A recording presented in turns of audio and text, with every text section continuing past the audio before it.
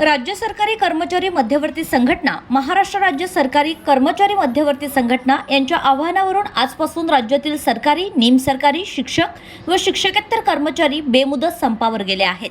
विविध प्रलंबित मागण्यांकडे शासनाने दुर्लक्ष केल्याचा आरोप करत हे आंदोलन पुकारण्यात आलं आहे. संघटनेच्या माहितीनुसार मार्च 2025 ते फेब्रुवारी 2026 या कालावधीत धरणे आंदोलन, सत्याग्रह, वॉकआउट, शाळा बंद, साखळी उपोषण आणि देशव्यापी संप अशा विविध मार्गांनी शासनाचे लक्ष वेधण्याचा प्रयत्न करण्यात आलाय. मात्र आश्वासनांपलीकडे कोणतेही ठोस निर्णय न झाल्याने कर्मचाऱ्यांमध्ये नाराजी वाढली आहे. राज्य समन्वय समितीच्या बैठकीत आज 21 एप्रिलपासून राज्यव्यापी बेमुदत संपाचा निर्णय घेण्यात आलाय. या आंदोलनात जुनी पेन्शन योजना लागू करणे, कंत्राटी कर्मचाऱ्यांना नियमित सेवेत समाविष्ट करणे, रिक्त पदे तातडीने भरणे, 8वा वेतन आयोग लागू करणे, सर्वांसाठी आरोग्य विमा योजना सुरू करणे आणि सेवानिवृत्तीचं वय 60 वर्ष करण्याच्या प्रमुख मागण्या करण्यात आल्या आहेत. या संपात राज्यभरातील सुमारे 17 लाख कर्मचारी सहभागी होणार असल्याचा दावा संघटनेकडून करण्यात आला आहे.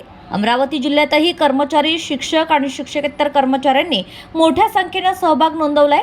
या संपाचा परिणाम शासकीय कार्यालये, शाळा, महाविद्यालये आणि विविध विभागांच्या कामकाजावर होण्याची शक्यता व्यक्त केली जाते. आज राज्यव्यापी बेमुदत संप सुरू झाला आहे.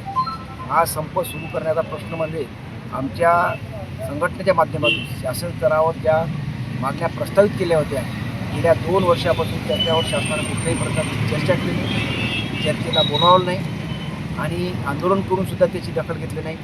आम्ही मागच्या 2 वर्षापासून जवळपास 7 ते 8 आंदोलन केले, पण त्या आंदोलनाची दखल घेतली नाही.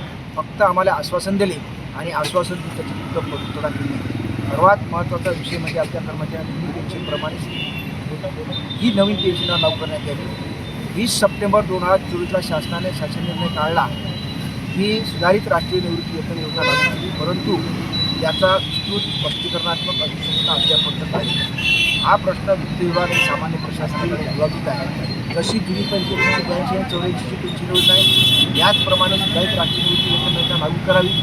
ही योजना जर जुन्याप्रमाणे असेल तरच आमचे कर्मचारी ती योजना स्वीकारतील, अन्यथा ती योजना कर्मचारी स्वीकारणार नाहीत. परत यासाठीच आमचा परत लढा सुरू आहे. जोपर्यंत कर्मचाऱ्यांना जुन्या पेन्शनप्रमाणेच लाभ मिळणार नाही तोपर्यंत हा आमचा लढा सुरू राहील.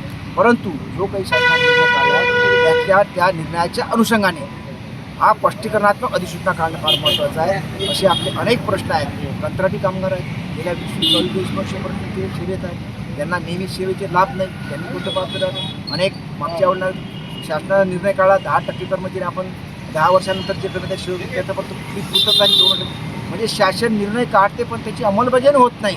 त्या अंमलबजावणी करण्यासाठी आम्हाला हे संप करण्याची काही आमची खुशी नाही किंवा हौस नाही आहे. पण शासन हा संप जो काही निर्णय घेतला जातो त्या निर्णयाची योग्य अंमलबजावणी करत नाही, म्हणून आम्हाला हा संप करावा लागतो. शासनाने यांची दखल घ्यावी. या दखल जर घेतला असेल तर आजपासून जो संप आमचा सुरू झाला आहे, जोपर्यंत आमच्या न्याय मागण्या किंवा जोपर्यंत आमची न्याय होणार नाही तोपर्यंत हा संप चालूच राहील. म्हणून शासनाने या संपाची दखल घ्यावी. आम्हाला ती जनतेला भेटी करत नाही, जे काही रुग्ण आहेत त्यांनासुद्धा भेटी करत नाही. कर्मचारी हा विकासात्मक कार्याचा भाग आहे आणि ते भाग म्हणजे विकासात्मक कार्याचा भाग करण्यासाठी कर्मचारी सदैव तत्पर असतात. परंतु ही वेळ जर आणली असेल तर ही शासनाने आणली, आम्ही ती वेळ आणली नाही. म्हणून शासनाने याची दखल घ्यावी. आमच्या जे 18 प्रस्तावित मागण्या आहेत त्या 18 प्रस्तावित मागण्यावर शासनानं योग्य ते निर्णय घ्यावा, तरच आम्ही हा संप त्याच्यावर विचार करता येईल. आणि आता जोपर्यंत दिवस चालेल तोपर्यंत हा संप चालेल. आजचा पहिला दिवस आहे, उद्यासुद्धा संप चालेल. अजूनपर्यंत शासनाकडून कुठलेही पण शासनानं आम्ही जे प्रस्तावित मागण्याचं निवेदन दिलं त्याच्यावर शासनानं किती, परंतु काल शिस्तभंगाची कारवाई करून अशा प्रकारे दिलं. म्हणजे ती शिस्तभंगाची कारवाईसाठी करण्यासाठी शासनाला वेळ आहे आणि कर्मचाऱ्यांच्या मागण्यावरती वेळ नाही. म्हणजे किती तुझा संविधानाने जो हक्क दिला तो झाला पाहिजे. शासनानं आमच्यासोबत चर्चा करावी, आमच्या ज्या प्रस्तावित मागण्या त्या मागण्या विचार करावा, तरच या संपापैकी अन्यथा आमचा हा संप राहील. धन्यवाद. अमरावती जिल्ह्यामध्ये 30 ते 33,000 कर्मचारी सर्व सरकारी निमसरकारी सर्व याच्यापैकी जवळपास 20,000च्या वर कर्मचारी सहभागी आहेत. विभागामधली असतात परिस्थिती घेतली आहे. अकोला झालं, यवतमाळ झालं, वाशिम झालं आणि बुलढाणा झालं. यामध्ये सुद्धा कर्मचारी संपात सहभागी आहेत. जवळपास नाही काही 70 ते 80% कर्मचारी संपात सहभागी आहेत. आणि राज्य सरकारी कर्मचारी संघटना आहेत, ज्या राज्य सरकारी कर्मचारी संघटना संलग्न संघटना आहेत, त्या संलग्न संघटना, घटक संघटना असो, प्रवर्ग संघटना असो, संवर्ग संघटना असो, सर्व संघटना यामध्ये सहभागी झाल्या आहेत.